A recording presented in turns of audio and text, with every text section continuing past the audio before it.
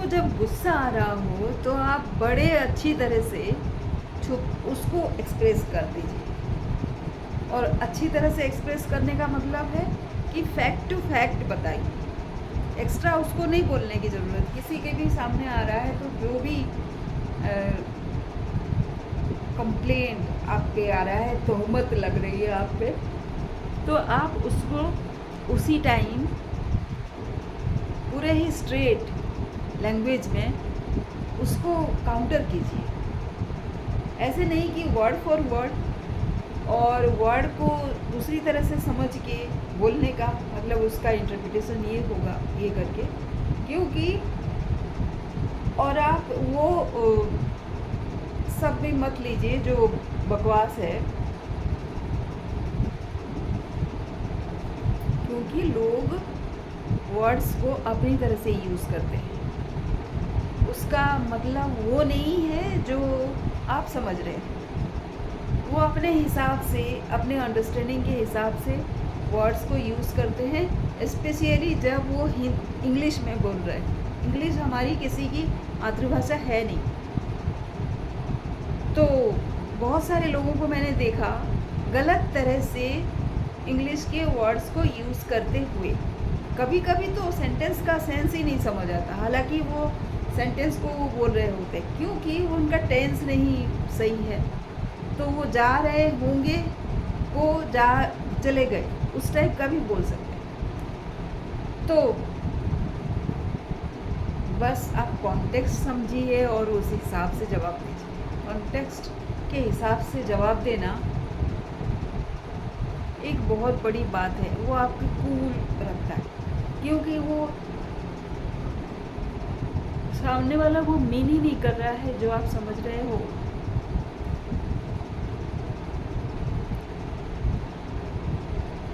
कभी कभी बहुत गुस्सा आता है, जैसे कि मुझे अभी आ रहा है। मुझे अभी गुस्सा इस बात का आ रहा है कि ऐसे ही कुछ जो मैं आपको डिस्क्राइब कर रही हूँ। बात ये है कि मैंने किसी को बोला कि आप मुझे फ़ोन बात करो। दिन में 2-4 बार बोल दिया और मुझे पता है कि वो बिज़ी हैं।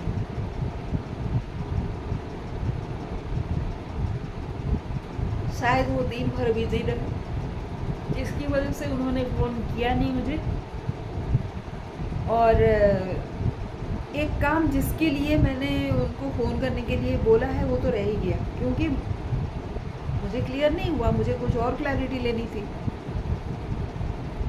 और वो बंदे, वो जो साहब थे, वो क्या समझे कि मैं यूं ही उनको डांटने के लिए फ़ोन कर रही हूँ, या फिर पता नहीं किस लिए वो क्या समझे। ये तो आपको जाना ही नहीं कि वो बंदा क्या समझे, क्योंकि आखिरकार आपका काम हुआ ही नहीं ना। मेरा काम तो हुआ ही नहीं। और शाम को पता चला कि जिस बात पे क्लैरिटी मुझे नहीं थी, उसकी वजह से वो काम रुक गया है, क्योंकि क्लैरिटी नहीं होने की वजह से मैंने कोई डिसीज़न लिया ही नहीं।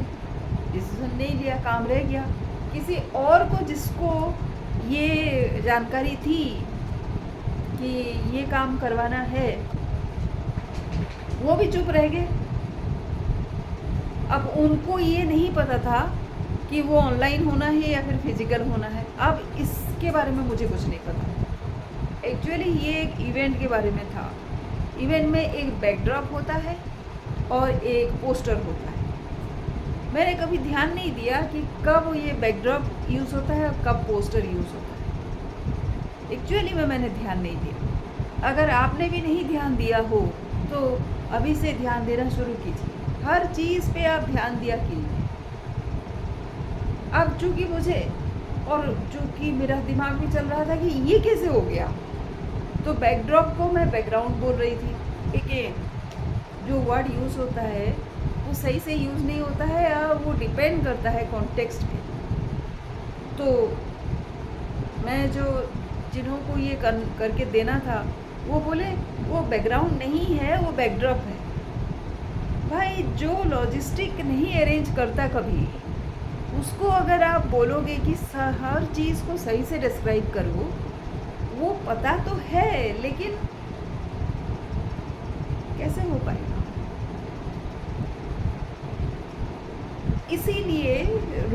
डिवीज़न होता है। अब मैं ऑर्गेनाइज कर रही हूँ बोल के ये बंदे सारे चुप हो गए, कुछ नहीं कर रहे हैं। इसी बात का मुझे अभी गुस्सा आ रहा है, आपको भी कभी कभी आता हो। इसमें करना क्या है उसके बारे में बात करते हैं पहले। सबसे अच्छा है कि आप एक लिस्ट बनाओ कि टास्क क्या क्या है। उस टास्क का रिस्पॉन्सिबिलिटी दो उस बंदे को जो इस काम को अच्छे से कर सकता है, या फिर ये जिसका काम है। जो आपका काम नहीं है आप उस पर सिर्फ नज़र ही रख सकते हो। नज़र भी तभी रख सकते हो जब आपको पता है कि किस बात पे नज़र रखनी है। देखिए, एक्सपीरियंस का यही तो सही इस्तेमाल होता है। एक्सपीरियंस हो तो आप करने में करवाने में कोई दिक्कत नहीं होती। एक्सपीरियंस अगर नहीं हो तो वो सामने वाले को क्या समझ आया और क्या नहीं समझ आया, और कहाँ उसकी रिस्पॉन्सिबिलिटी है और कहाँ उसकी रिस्पॉन्सिबिलिटी नहीं है, वो समझे ना समझे आप उसको रिस्पॉन्सिबल नहीं मान सकते। बात छोटी थी लेकिन ये बड़ी बन जाती। बात कुछ भी नहीं, फिर भी जब मुझे कोई बोला कि आप जस्टिफाई कर रहे हो, मुझे बहुत गुस्सा आया। एक्चुअली मुझे कोई एक डिफेंड करने का बोला था उस दिन पहले। कौन लोग डिफेंड करते हैं, कौन लोग जस्टिफाई करते हैं बताइए? ये वो लोग होते हैं जो काम से भागते हैं। तो मतलब क्या, तुम मुझे कामचोर बता रहे हो? देखिए कितनी जोर की गुस्सा आ रहा है मुझे। जो पूरा दिन काम करता रहेगा और हर चीज़ की रिस्पॉन्सिबिलिटी अपने सर पे उठाता रहेगा, उसको कामचोर बोला जाए तो बहुत गुस्सा आता है। और कोई सीरियस काम अगर आप कर रहे हो, लॉजिस्टिक का काम जो है, आप स्टेप बाय स्टेप इसके बाद ये करना है, इसके बाद ये करना है, तो वो काम कुछ है नहीं। लेकिन जहाँ पे आपका दिमाग लगता है और जहाँ पे आपको कोई चीज़ पे एनालिसिस रिसर्च करना है, उस काम पे अगर आपका कंसंट्रेशन नहीं हो रहा है तो वो काम हो नहीं सकता।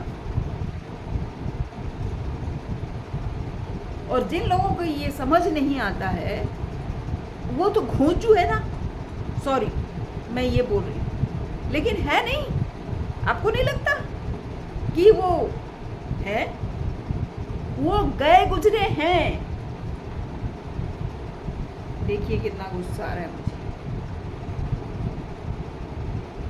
ऐसे लोगों को क्या किया जाए? बस मैं कभी ये जो मैं आपको बोल रही हूँ और गुस्सा दिखा रही हूँ ना, मैं कभी बड़ी शांति से उनको ये बात समझा दूंगी ताकि uनको लगे कि मैं यही बोल रही हूँ जो मैं दिमाग में मेरा चल रहा है। अभी तो गुस्सा आ रहा है।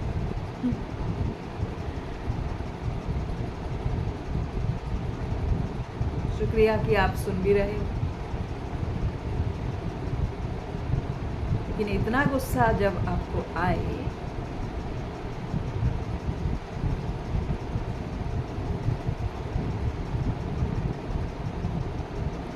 तो आप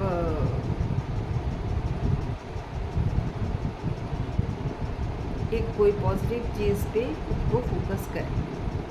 बहुत डिफ़िकल्ट है, लेकिन इसके बाद मैं एक स्टोरी लिख रही हूँ, उस स्टोरी पे काम करूँगी।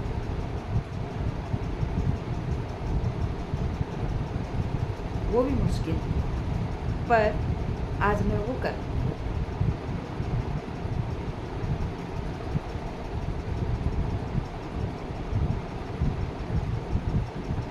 गुस्से को गुस्से से रिस्पॉन्ड नहीं करना सबसे अच्छा तरकीब है, अच्छी तरकीब है। पॉज लेना सबसे सही तरीका है, और दिमाग से निकाल देना उससे भी अच्छा तरीका है।